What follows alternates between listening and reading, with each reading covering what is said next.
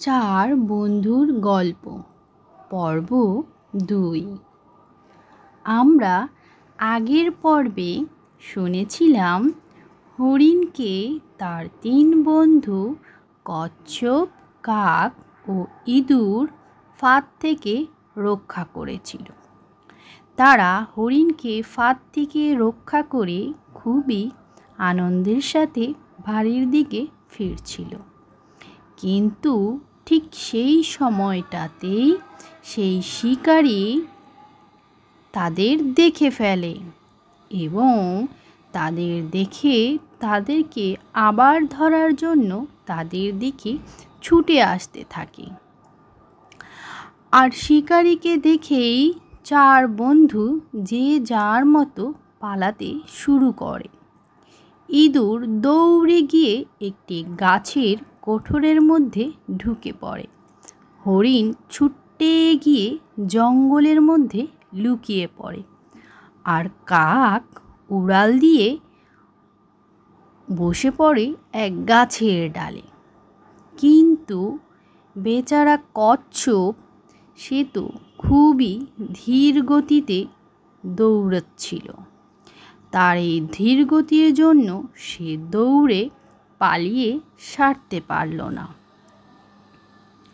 সে পালানোর আগেই শিকারী চলে আসলো এবং তাকে ধরে ফেলল। শিকারী কচ্ছপটিকে ধরেই সে তার কাছে থাকা একটি থলের মধ্যে পুরে রাখল। আর কচ্ছপটিকে সে তার থলের মধ্যে রেখে সে সেখান থেকে চলে গেল। শিকারীটি চলে যাওয়ার পর বাকি 3 বন্ধু বের হয়ে আসলো। আর তারা বের হয়ে খুব দুঃখের স্বরে বলতে লাগলো তার কচ্ছপ বন্ধুর কথা। তখন তাদের মধ্যে থাকা হরিণটি খুবই দুঃখ ভরা কণ্ঠে বলল, আমার জন্যই আজকে আমাদের কচ্ছপ বন্ধুটি শিকারীর হাতে ধরা পড়ে গেল। আমার ভীষণ খারাপ লাগছে। শুধুমাত্র আমাকে বাঁচাতে গিয়েই সে আজ নিজেই নিজের বিপদে পড়ে গেল। এই বলে সে ভীষণ অনুশোচনা করছিল। ঠিক তখনই তার কাক বন্ধু কর্কশ গলায় বলে উঠল, না, তুমি এমনভাবে বলছো কেন বন্ধু? তোমায় রক্ষা করা ছিল আমাদের দায়িত্ব। ঠিক তেমনিভাবে এখন আমার কচ্ছপ বন্ধুকেও রক্ষা করাও আমাদের দায়িত্ব।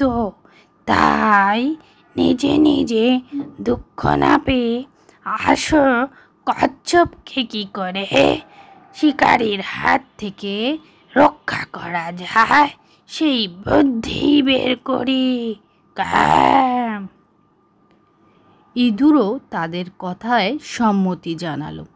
তারপর তারা আলোচনা করে একটি বুদ্ধি বার করার চেষ্টা করলো। আর তারা তখন আলোচনা করে একটি বুদ্ধি বেরও করে ফেলল। সেই বুদ্ধিটি কি ছিল জানো? বুদ্ধিটি ছিল, হরিণটি রাস্তার ধারে মরার মতো হয়ে পড়ে রইল। আর কাকটি হরিণটির সেই বন্ধ চোখে ঠোকরাতে শুরু করলো। ঠিক সেই সময়টাতেই ওইখানটা দিয়ে শিকারী সেই কচ্ছপ বন্দি করা থলেটি নিয়ে যাচ্ছিল। শিকারী যখন দূর থেকে দেখল হরিণটি পড়ে আছে, সে ভাবল হরিণটি বোধহয় মারা গেছে। তখন সে মনে মনে ভীষণ খুশি হলো। সে তার হাতে থাকা কচ্ছপের থলেটি মাটিতে রেখে হরিণটিকে ধরার জন্য হরিণটির দিকে এগিয়ে আসতে শুরু করলো।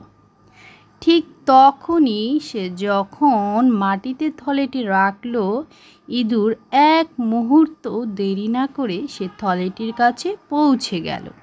আর সে ঠিক আগের মতোই তার ধারালো দাঁত দিয়ে থলেটিকে কাটতে শুরু করলো। একটা সময় থলেটি কাটতে কাটতে থলেটি থেকে তাদের কচ্ছপ বন্ধু বেরিয়ে আসলো, আর তারা সেখান থেকে দ্রুত পালাতে শুরু করলো। ঠিক অন্যদিকে শিকারিটি হরিণের কাছে পৌঁছানোর আগেই হরিণ সেখান থেকে উঠে দৌড় দিয়ে পালাতে শুরু করলো, আর কাকটি তো যথারীতি উড়ে গিয়ে মগডালে বসে পড়ল।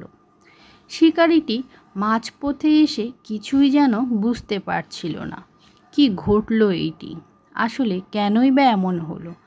সে যখন পিছন দিকে তাকালো, সে দেখতে পেল তার থলেটি অনেক ছিদ্র হয়ে রয়েছে, আর থলেটিতে সেই কচ্ছপটিও নেই। তখন তার বুঝতে আর বাকি রইল না এইগুলো যে সবই ছিল এই 4টি প্রাণীর চালাকি। আর ততক্ষণে 4 বন্ধু সেখান থেকে চম্পট দিয়েছে, অর্থাৎ পালিয়ে গেছে। এই ছিল 4 বন্ধুর মজার গল্প, আর এটি কিন্তু একটি শিক্ষণীয় গল্প। বন্ধুর সাহায্যে বিপদে বন্ধুই কিন্তু সাহায্য করেছে, নিজেদের বিপদের কথা কেউ ভাবেনি। এটাই ছিল শিক্ষণীয় বিষয়।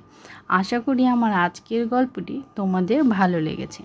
ভালো লাগলে কিন্তু বন্ধুরা অবশ্যই লাইক কমেন্ট করতে ভুলো না, আর পরবর্তী গল্পটি শোনার জন্য আমার চ্যানেলটিকে সাবস্ক্রাইব করে পাশে থাকা বেল বাটনটি বাজিয়ে রাখবে।